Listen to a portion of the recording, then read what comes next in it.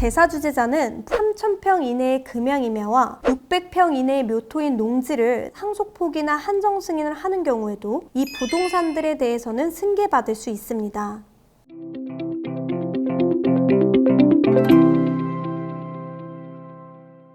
안녕하세요. 상속 전문 변호사 유지은입니다.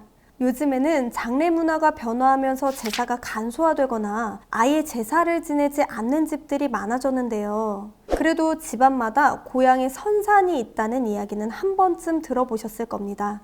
선산이란 조상의 무덤 또는 그 무덤이 있는 산을 말하는데요. 상속사건을 진행하다 보면 조부는 물론이고 증조부의 명의가 아직 그대로 남아있는 선산 때문에 상속 갈등이 있는 경우를 자주 볼 수 있습니다. 오늘은 이 선산에 대한 상속과 관련된 법률 상식을 알려드리도록 하겠습니다.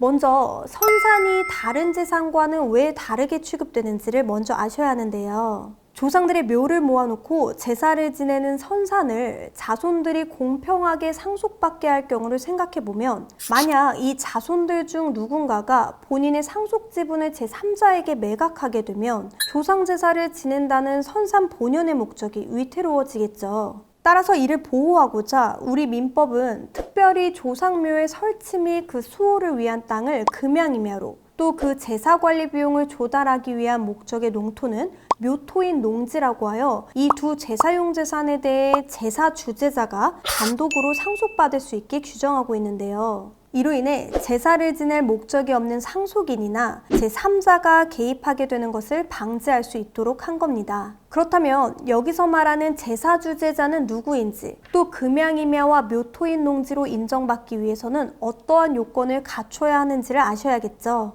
지금부터 하나하나 설명드리겠습니다. 우선 제사 주재자라고 하면 한국의 제사 문화상 일반적으로 그 집안의 장남을 떠올릴 수 있는데요. 실제로도 예전엔 보통 공동상속인 중 종손이 있다면 그 종손을 제사 주재자로 인정했습니다. 하지만 사회 관습이나 풍습이 장남 위주에서 벗어나는 현대 사회의 분위기를 반영해 대법원은 2008년 전원합의체 판결을 통해 제사 주재자는 공동상속인들 사이의 협의에 의해 정해야 한다고 판시하였습니다. 단, 협의가 이루어지지 않을 경우 특별한 사정이 없는 한 망인의 장남이 만약 공동상속인들 중 아들이 없을 경우 장녀가 제사 주재자로 결정되기 때문에 상속인들 간의 다툼이 있다면 현실적으로 여전히 장남이 제사 주재자가 되는 경우가 많습니다.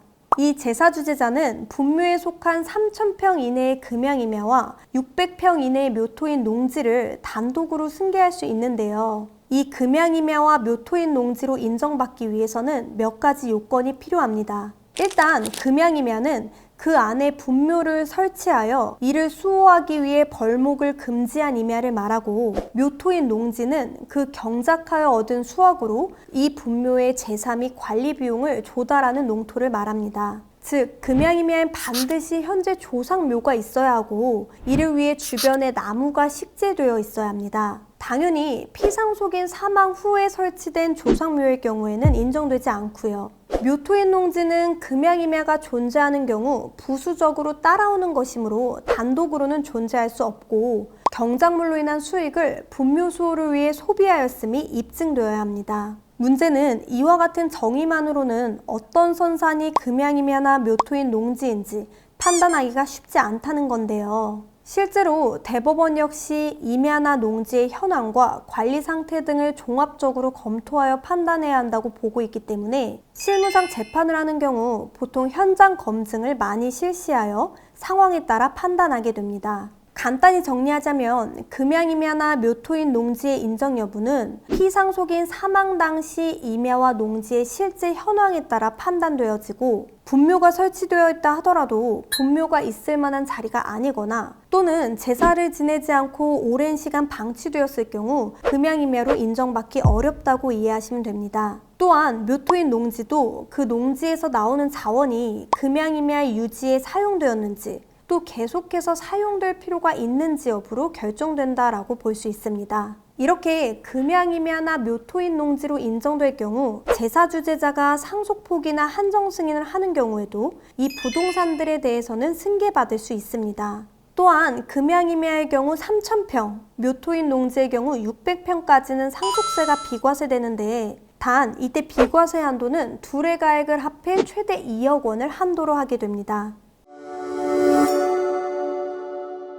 지금까지 제사용재산에 대해 설명드렸는데요. 특별히 제사주재자에게 이렇게 혜택을 주는 이유는 바로 선조의 분묘를 둘러싼 임야나 토지의 재산적 가치보다 우리 고유의 전통 보존을 위한 분묘 수호와 제사주재 목적이 크다고 판단했기 때문입니다. 하지만 집안별로 조상묘를 모시는 풍습이 달라 금양임야와 묘토인 농지의 판단 역시 일률적으로 할 수 없는 부분이기 때문에 혹시 공동상속인들 간의 선상과 관련한 분쟁이 있다면 상속 전문가의 조력을 받아 본인의 권리를 지키는 것이 중요하다고 생각합니다. 오늘 영상은 여기서 인사드리도록 하겠습니다. 도움이 되셨다면 구독과 좋아요 부탁드리고 끝까지 시청해주셔서 감사드립니다.